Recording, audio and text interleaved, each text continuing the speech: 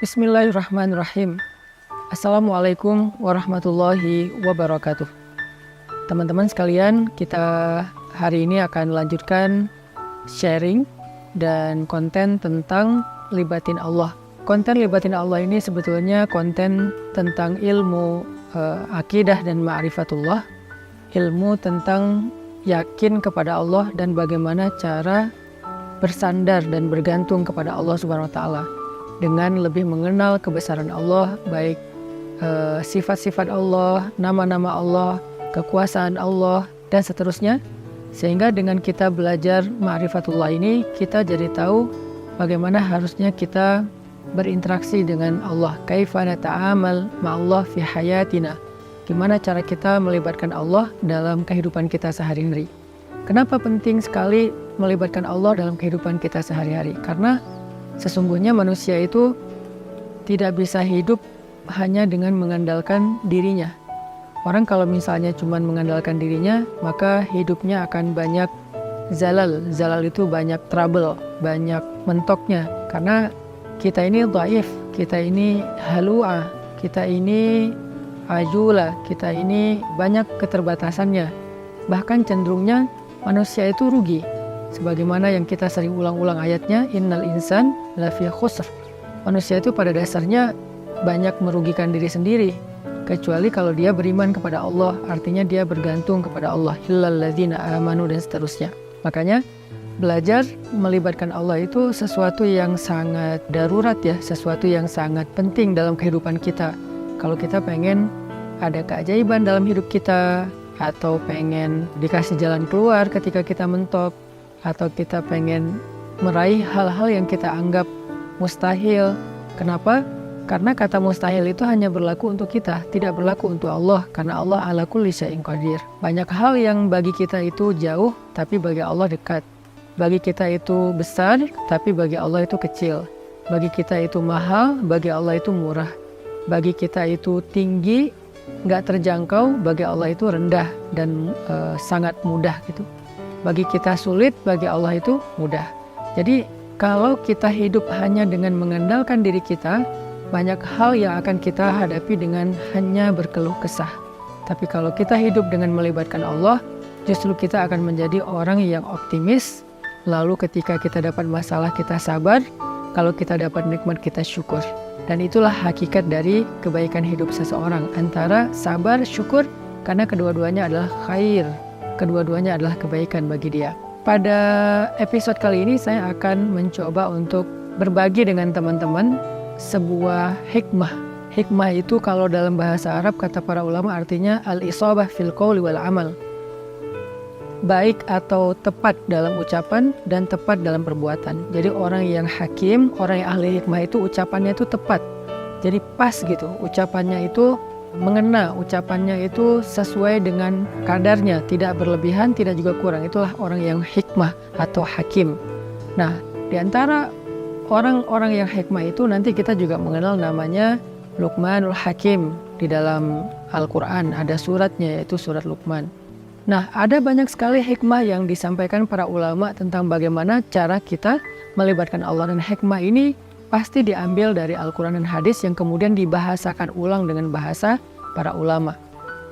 Salah satu kitab yang saya suka banget, yang isinya adalah kumpulan hikmah-hikmah, kumpulan kata-kata yang bijak dan penuh dengan kebaikan, itu adalah kitab Al-Hikam yang ditulis oleh seorang ulama besar dari Mesir yang bernama Ibnu Athaillah As-Sakandari. Nah, beliau menulis kitab hikam yang sangat terkenal. Salah satu di antara hikmah yang luar biasa tentang bagaimana cara kita melibatkan Allah itu, beliau mengatakan, min alamatil i'timad 'alal amal nuqsanur raja' 'inda wujudiz zalal. Salah satu di antara tanda-tanda orang terlalu bergantung kepada ikhtiar, bergantung kepada amalnya, bergantung kepada perbuatannya, bergantung kepada usaha dirinya adalah nuqsanur raja', berkurangnya harapan kepada Allah inda wujudiz zalal, ketika ada masalah dalam hidupnya. Maksudnya apa? Seringkali kita gini, kita tuh jadi kayak berani berharap yang baik-baik kepada Allah kalau apa yang kita harapkan itu masih logis. Jadi kita kayak tahu gitu gimana cara mengikhtiarkan hal itu. Kita tahu bagaimana cara mendapatkan hal itu, sehingga kita masih berharap pada Allah, ya Allah mudahkanlah saya. Misalnya kayak kita pede bisa dapat kerjaan, atau misalnya kita udah ngerasa bahwa insya Allah saya layak mendapatkan pekerjaan itu, sehingga kita mendaftar di sebuah perusahaan. Kita masih berharap pada Allah supaya Allah mudahkan urusan kita. Tapi ketika ternyata kita ditolak sana sini, kita ketuk setiap pintu-pintu di bumi, ternyata nolak kita sehingga kita nggak punya kerjaan, kita tiba-tiba jadi putus asa, jadi nggak berharap lagi, jadi nggak optimis, karena ngerasa kayaknya pintu-pintu bumi udah tertutup. Karena ngerasa kayaknya ikhtiar kita itu udah mentok, kayaknya udah nggak ada lagi perusahaan yang bisa kita hubungi gitu. Sehingga ketika pintu-pintu di bumi udah tertutup, kita jadi berkurang juga harapan kita kepada Allah. Padahal orang yang baik dalam melibatkan Allah dalam hidup itu justru di saat pintu-pintu di bumi tertutup, dia masih berharap kepada Allah. Di saat itulah Allah terlibat. Jadi jangan sampai ketika pintu bumi tertutup, manusia meninggalkan kita, jalan-jalan ikhtiar itu kayaknya udah mentok, kita jadi berprasangka buruk dan tidak lagi berani berharap yang baik-baik kepada Allah. Justru ketika keadaan kita lagi sulit, keadaan kita lagi mentok, pintu-pintu di bumi tertutup, manusia meninggalkan kita, justru saat itulah saat kita bisa melibatkan Allah seutuhnya, karena tidak tercampur dengan keyakinan kita kepada makhluk. Dan saat itulah saat yang paling ajaib, saat kita mentok. Maka harusnya ketika kita mentok, ketika kita merasa kayak nggak ada harapan di antara manusia atau di bumi, kita justru semakin besar harapannya kepada Allah Subhanahu wa Ta'ala. Dan itulah cara paling ajaib melibatkan Allah dalam urusan kita. Kayak masalah jodoh misalnya. Ada orang yang dia udah siap menikah, udah punya pekerjaan tetap, punya penghasilan yang baik, kemudian secara penampilan dia juga good looking, orangnya juga baik gitu. Terus dia suka sama seorang cewek. Datanglah dia untuk melamar cewek tersebut. Dan sepertinya cewek itu juga kayaknya perhatian sama dia, sehingga dia nggak tahu GR apa enggak, dia kayak berharap kayaknya nih udah waktunya nih saya serius dan melamar dia. Sebelum dia berangkat ke rumah calon istrinya, dia berdoa kepada Allah, ya Allah mudahkan urusan saya, ya Allah semoga saya bisa menjadi suami yang baik bagi dia, semoga lamaran saya diterima, bla bla bla. Dia berdoa kepada Allah, dia berharap pada Allah karena dia percaya bahwa ada jalan untuk mendapatkan yang dia inginkan. Lalu ketika yang terjadi justru sebaliknya, dia ditolak walaupun dengan cara baik-baik, atau bahkan mungkin dengan cara yang agak sedikit kasar. Perempuan itu menolak dia, atau calon mertuanya yang menolak, ayah dari perempuan itu yang menolak, atau mungkin ada banyak masalah lain yang terjadi sehingga nggak bisalah dia melamar perempuan itu. Apakah dia masih berharap kepada Allah?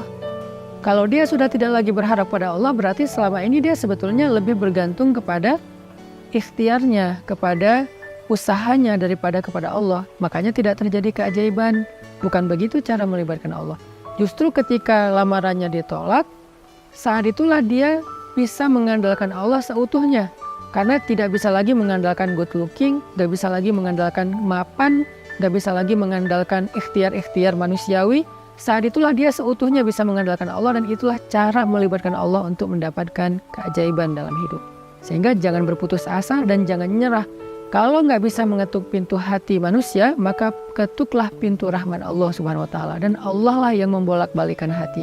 Kalaupun nggak perempuan itu, Allah akan gantikan dengan perempuan lain yang lebih baik daripada dia untuk kita. Artinya nggak boleh berhenti berharap kepada Allah. Justru berharap kepada Allah di saat kita sedang sulit, itulah cara paling ajaib mendatangkan keajaiban Allah Subhanahu wa Ta'ala.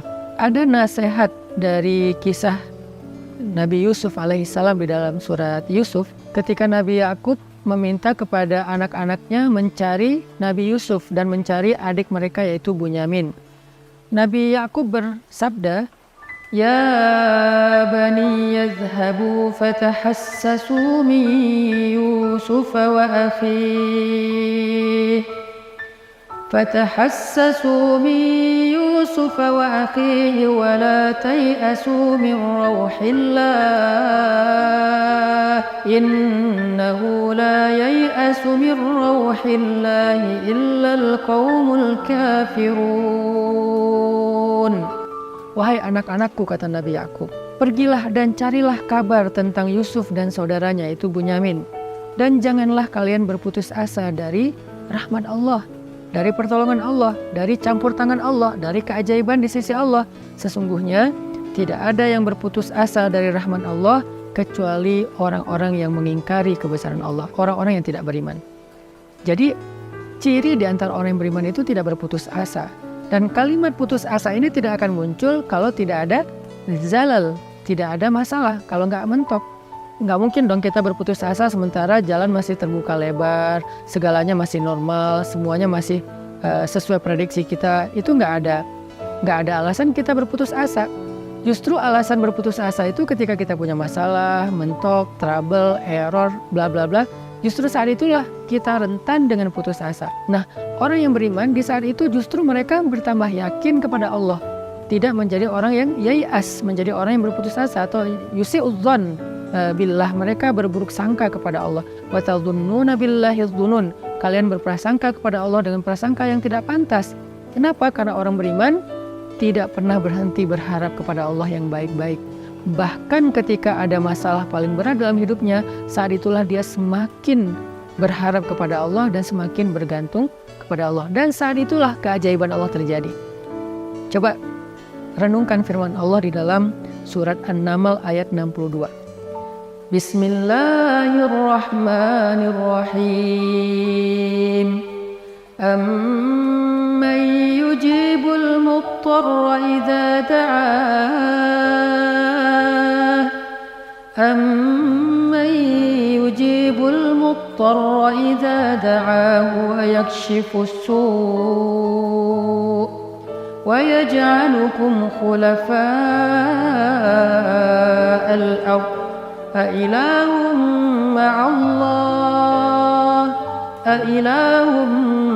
مَّعَ اللَّهِ قَلِيلًا مَّا تَذَكَّرُونَ. Siapakah yang akan memperkenankan doa orang-orang yang sedang kesulitan jika dia berdoa kepada Allah dan kemudian menghilangkan keburukan dari mereka dan menjadikan kalian sebagai pemimpin-pemimpin di muka bumi? Apakah ada ilah yang patut disembah bersama dengan Allah? Qalilan ma tazakkarun, sedikit sekali apa yang kalian mengerti. Siapakah yang akan menjawab doa orang yang ketika muttar? Apa itu muttar? Muttar itu artinya orang yang sedang dalam kesulitan yang luar biasa. Muttar itu artinya orang yang sedang dalam kesusahan yang sangat besar. Muttar itu artinya orang yang udah mentok, itulah muttar. Maka amma yujibul muttar, siapa yang akan bisa menjawab panggilan orang yang sedang muttar, yang memanggil ya Allah, ya Allah, ya Nasir, ya Azim, ya Aziz, ya Rabbal Alamin, ya Rabbi. Siapa yang akan menjawab panggilan ketika ada yang memanggil dalam keadaan kesulitan ya Allah selain Allah Subhanahu wa Ta'ala? Hanya Allah yang bisa menjawab. Ketika manusia tidak bisa menjawab, orang tua nggak bisa menjawab, teman-teman nggak bisa menjawab, mereka nggak ngangkat telepon, nggak ngebalas WA, nggak ada yang mau membantu kita, nggak ada yang yujib. La ahad yujibuna, tidak ada satupun yang menjawab kita. Faman yujibul muttar, siapa yang menjawab kita ketika dalam keadaan muttar seperti itu? Allah. Maka di dalam ayat ini Allah ngasih kita nasihat, wahai hambaku, la tahzan kalau manusia tidak menjawabmu, la tahzan kalau manusia tidak memenuhi panggilanmu, la tahzan kalau manusia meninggalkanmu, mengabaikanmu, la tahzan kalau mereka berpaling dari kamu. Kenapa? Aku tidak akan pernah meninggalkanmu, aku tidak akan pernah menyia-nyiakanmu.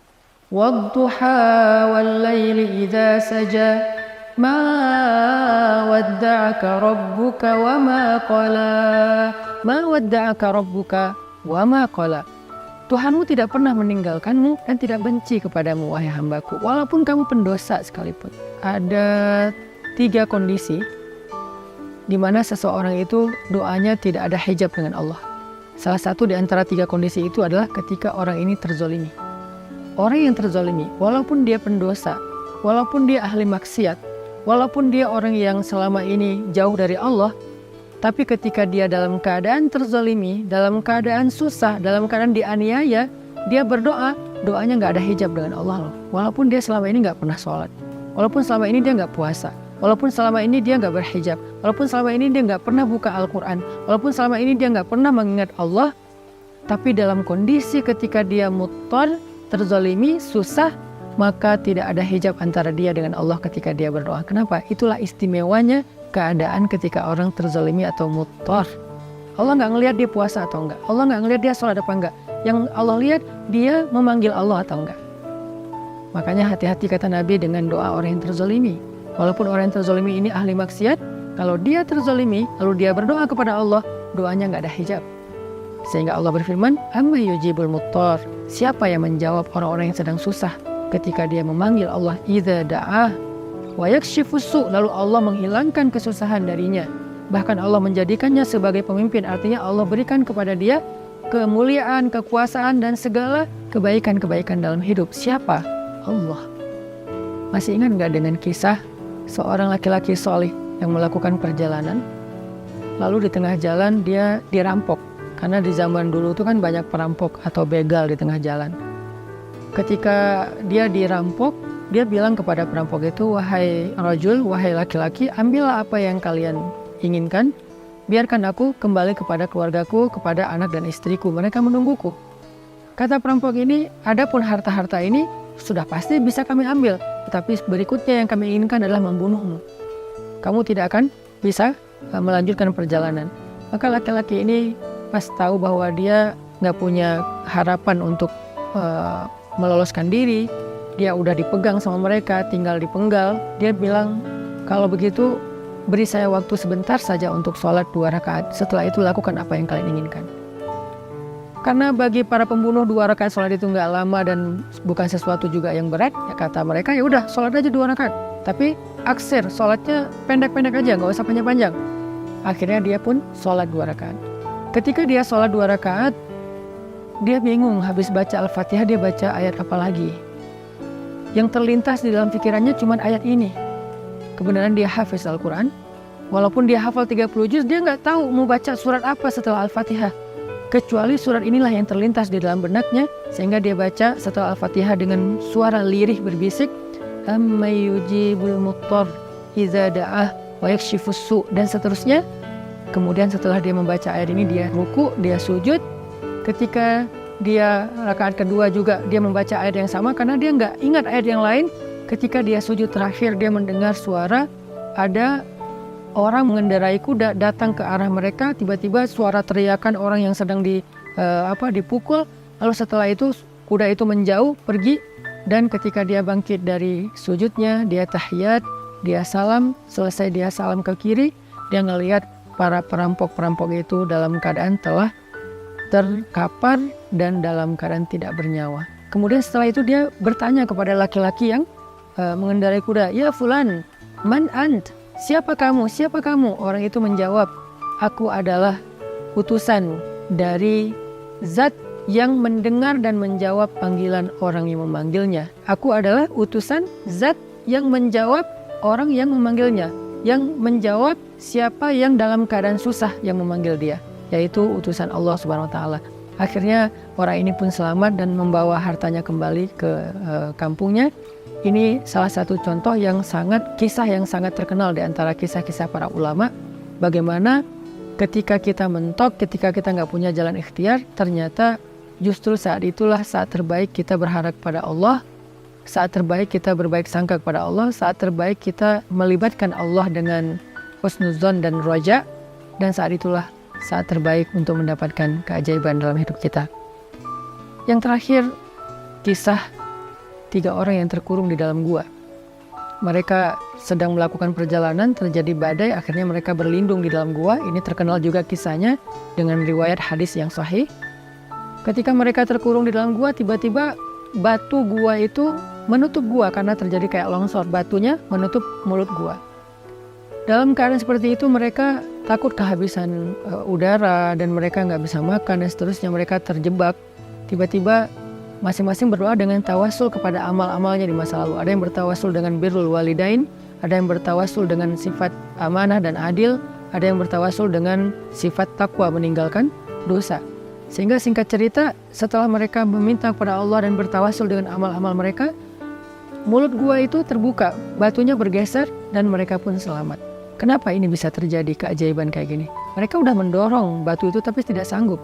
Artinya ikhtiarnya udah mentok. Apakah mereka berputus asa? Enggak. Saat itulah mereka melibatkan Allah secara utuh dan melihat keajaiban Allah Subhanahu wa taala.